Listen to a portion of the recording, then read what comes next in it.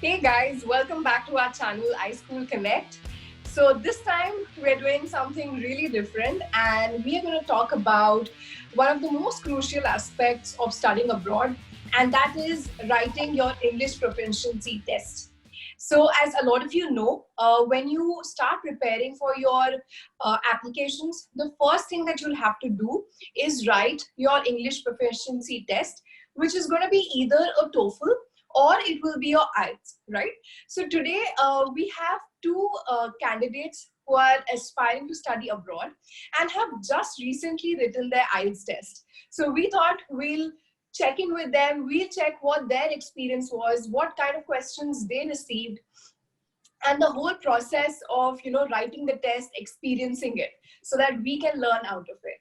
So I would love to introduce you to Ravi and Rashmi, and let's see what they have to say. So Rashmi, so happy to have you on board. Can you please share a little bit about yourself? Thanks a lot, Malvika. I'd love to. So, hey guys, my name's Rashmi. I work in marketing and I have a BTech degree. I wanted to pursue my master's further. And as you all know, IELTS or TOEFL or PT exams like those are very essential for that. So, I recently appeared for my IELTS exam, say 2 weeks ago, and got my results. I got an 8 out of the total 9 bands in IELTS, and today I'm here to tell you all about it. That's brilliant. I think 8 is the ideal score. And Rashmi, for the kind of course you're going for, I think it would be just perfect to have that on your application. So really looking forward to what you have to say. And Ravi, so happy to have you on board. Such a different profile. We're going to talk all about it. Please share a little bit about yourself. Hi, Malvika. As in, thanks for having me. So I gave my exam as in I think 3 weeks back, and I got as in 7 bands in that. I have been pursuing graphic design since 7 years, 7 to 8 years now. Brilliant. Amazing profile. So unique to hear someone pursuing graphic designing, but very refreshing. And I'm pretty sure that 7 is a very confident score for the kind of applications that you will be pursuing. So without Yeah. further ado, we're just going to get into understanding few very basic things. And I just want to understand, how much time did it take for you to prepare for the IELTS?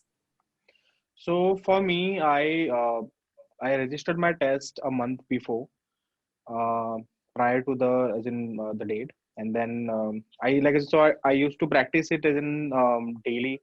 So I had as in allotted myself like as in consider like as in an hour or half an hour daily to practice. Yeah. Absolutely. I mean, consistently practicing, even if it's just 1 or 2 hours every day, I think that's what really makes a difference in your score. So, did you guys purchase any kind of content, or was there a lot of free content that you were, learning with? What was that like? So for me, when I registered for the IELTS test, so I registered from IDP. So there are two, right? As Right, in you can either do it from IDP or you can directly do it from British Council website. right, So I did it from right. IDP, and on registration, I received a book. Like after I think 2 to 3 days, I received a book of Cambridge English IELTS preparation test. So that was one of the book that I referred. And other than that, I looked into Udemy courses for IELTS preparations, and some YouTube videos. So completely in contrast to Ravi, I registered with British Council. In British Council, the other authority who hosts IELTS. Right. And while they don't provide a book or a booklet right along with their admissions, British Council has an amazing IELTS prep app, which has all the different modules that you need to study in IELTS. It has the frequently asked questions, tips, rules, everything that you need. I highly recommend anybody who's applying for the IELTS that they should definitely download the app and get all your prep done there. you said that you registered at least 1 month ahead, and you registered a few weeks ahead. What was the fees that you guys registered with? So the time I registered, I think I paid around 13,000. And this is for the computer based test, am I right? Yeah, yeah. That's right. Okay. And Rush. So while we both opted for the computer-based test, so 13,250 was, I think, the exact number. Yeah, somewhere Right. around that. I don't remember the number, but yeah. Yeah, that's how much we paid finally. What happens at the test, right? So the first part of the test is listening. So why don't you share something about the experience of writing or being tested on listening? So personally for me, the listening test was the one I was most scared about. I went a little bored about my preparation actually. I watched TV shows, I listened to podcasts, I heard songs, I read a lot of books. Ravi? Yeah, so for me, like in listening was in okay. Like as in, I didn't feel like as in pressured about listening, or actually any of the other three. I was more pressured about writing. So for me, listening was like okay, yeah, I can do that because I've practiced it a couple of times. So the next Yeah. section that you would have been tested upon would be the reading section. And what was your experience over that? Okay, I'm a voracious reader, and reading was something I wanted to focus on. So I was told there's two ways to do it. One was that you read the whole passage and then answer the questions accordingly based on what you've read. Second way was where you read the questions and then you look for the answers in the paragraph. So the next section is the writing section. But before the writing section, I believe you have a 10 minutes break. So how do you utilize that? So personally, I don't think we had that kind of a break.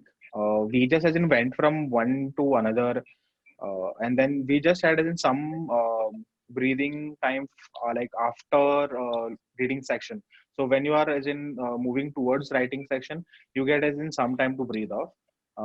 And if you want to go to washroom or anywhere, as in you can go. Important takeaway from there. And yeah, so what was the writing section like? And the writing section, as you all know, has two parts. One requires you to write approximately, 300 words full of essay. And the other one has an infographic of sorts where you're supposed to describe it the best way you can. uh, because I'm not a good writer. I don't write on a regular basis, or not even I'm not as in that good of.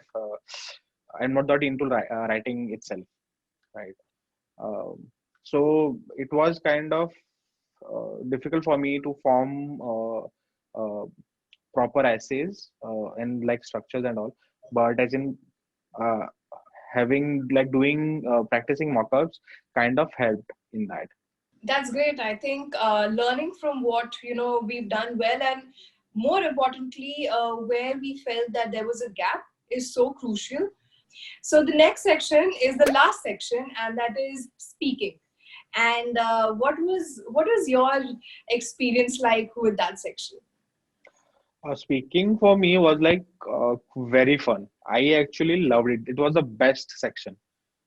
It was super cool, right? So I was like, so when I went for the test, so for me, the how the test happened was that I gave my speaking test like as in couple of days before my other tests, right? So Okay. I had to give as in two tests, as in so I gave one test on Saturday and other test on I think Tuesday, And how does right? this happen? Why did you happen to give the tests differently? So I registered for a single date, but I think they didn't had slots for that. So they then, Right. suggested two time slot for me for one for speaking and one for other test. Right. Got So it. that's why. All right, guys, those are some brilliant tips. Some final words on the whole experience of writing the IELTS, and your final suggestion to all the viewers. I highly recommend, as I've said before in the video, that you take as much practice tests as you can, as many of them as you can. Absolutely. Thank you guys for some really raw and honest feedback on how things actually work out. You both have great scores and a beautiful career ahead. I really hope you make it to your, choice of college. That's about it from us. Do not forget to like, share, and subscribe. This is Malvika signing off. Until next time, have a great day ahead.